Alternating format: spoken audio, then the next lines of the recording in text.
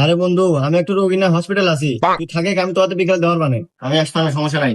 Sir আপনার হলো sir, রাখুন রাখুন। ভাইয়া তুমিও বসো, আসো একসাথে খাই।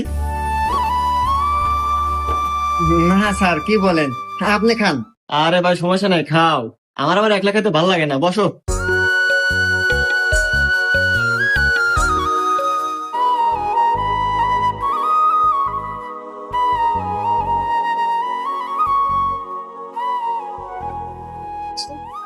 স্যার আপনার বিল।